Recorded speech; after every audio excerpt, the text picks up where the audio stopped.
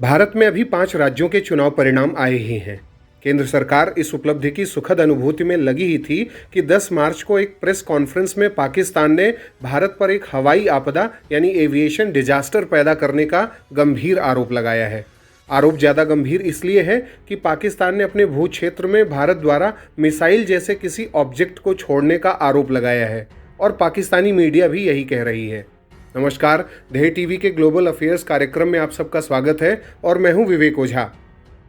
रावलपिंडी में एक संवाददाता सम्मेलन को संबोधित करते हुए इंटर सर्विस पब्लिक रिलेशंस के महानिदेशक मेजर जनरल बाबर इफ्तिखार ने कहा है कि पाकिस्तान ने इस घटना की कड़ी निंदा की है और भारत से स्पष्टीकरण मांगा है।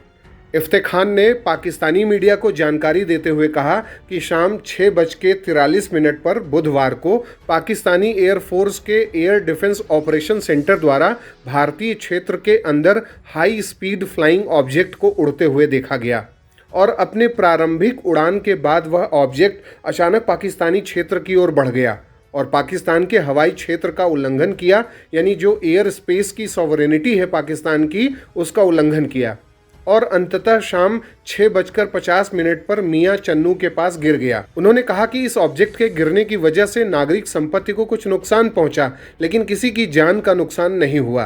पाकिस्तान ने यह कहा है कि पाकिस्तानी वायुसेना ने फ्लाइंग ऑब्जेक्ट के पूरे उड़ान पाथ की निगरानी की है। इसके अनुसार इस फ्लाइंग ऑब्जेक्ट ने भारत के सिरसा यानी हरियाणा के पास से उड़ान शुरू किया था और इसका अंतिम बिंदु पाकिस्तान के मियां चन्नू के पास था।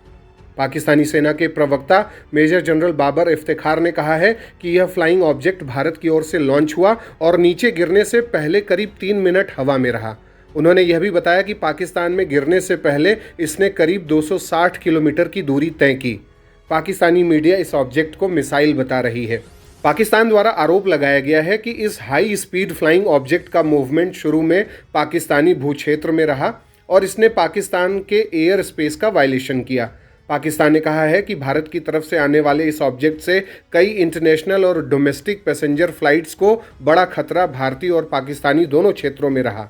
पाकिस्तान ने आरोप लगाया कि भारत ने एविएशन सेफ्टी के मानकों को चोट पहुंचाई है।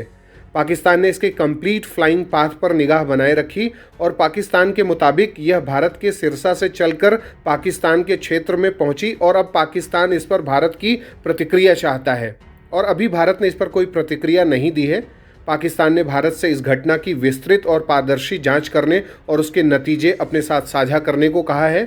पाकिस्तान ने अपने यहाँ भारत के दूतावास प्रभारी को तलब कर उड़ने वाली भारतीय सुपरसोनिक वस्तु द्वारा उसके हवाई क्षेत्र का कथित रूप से बिना उकसावे के उल्लंघन करने पर अपना कड़ा विरोध दर्ज कराया और घटना की विस्तृत और पारदर्शी जाँच की मांग की है। विदेश कार्यालय ने मध्य रात्रि के बाद जारी एक बयान में कहा है, भारतीय राजनयिक को उड़ने वाली भारतीय सुपरसोनिक वस्तु द्वारा उसके हवाई क्षेत्र के कथित उल्लंघन के बारे में बताया गया।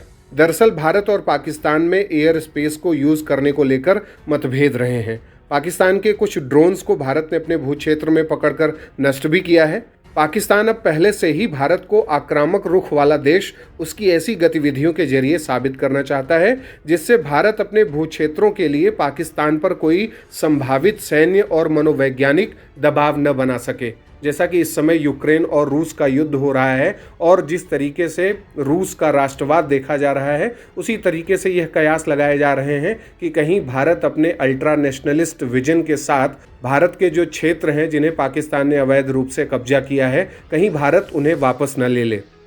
अब बारी है आज के सवाल की। आपको बताना है कि भारत और पाकिस्तान के बीच में कोल्ड स्टार्ट डॉक्ट्रिन क्या है और भारत ने जब पहला सर्जिकल स्ट्राइक पाकिस्तान के ऊपर किया था तो उस ऑपरेशन को क्या नाम दिया गया था। आप अपने उत्तर हमें कमेंट बॉक्स में बताएं। अगले कार्यक्रम के साथ जल्दी हाजिर होंगे। इजाज़त दीजिए। नमस्कार।